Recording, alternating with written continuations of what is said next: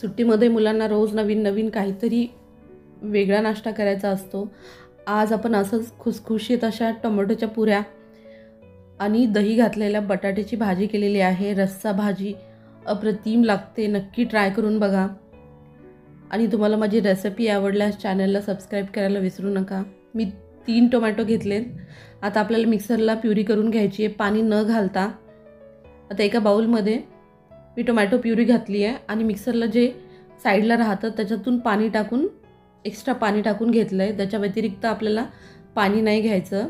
एक 4 चमचे रवा घातला आहे, बारीक रवा, आणि 2 चमचे तीळ काळे आणि पांढरे, 1.5 चमचा लाल तिखट, थोडीशी हळद, 1 पाव चमचा आणि चवीनुसार मीठ, बारीक कट करून कोथिंबीर घ्या।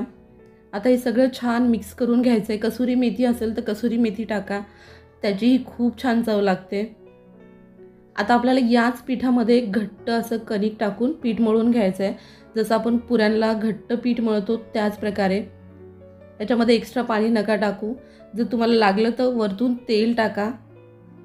पाणी टाकलं तर परत कणिक सैल होईल आणि त्याच्या पुऱ्या छान फुगणार नाहीत। घट्टसर कणिक मळली तर छान पुऱ्या फुगलेल्या राहतील आणि क्रिस्पी होतील। परत 1 चमचाभर मी तेल टाकून घेतलंय।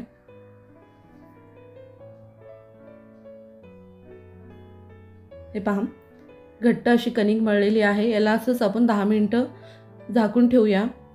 तोपर्यंत आपण भाजी तयार करून घेऊ। मी बटाटे उकडून घेतलेत। 1 चमचाभर तेलामध्ये मोहरी जिरं टाकून घ्यायचं। मोहरी जिरं छान तडतडल्यानंतर कढीपत्ता, थोडासा तेजपत्ता, लाल मिरची आणि हिरवी मिरची हे छान परतून घ्यायचं। ह्यानी छान टेस्ट येते। हे ऑप्शनल आहे।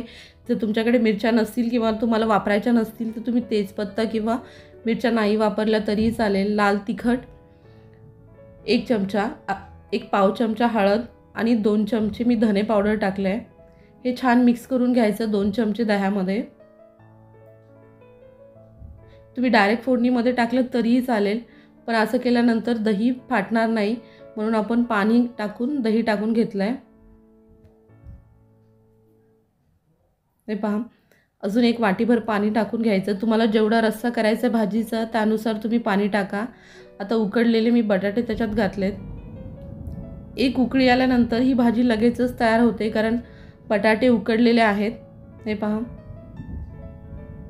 1-2 मिनिटांमध्ये बटाट्याची रस्सा भाजी तयार आहे। आपलं पुरीचंही पीठ आता छान मऊ झालं असेल। आपण पुऱ्या लाटून घेऊया।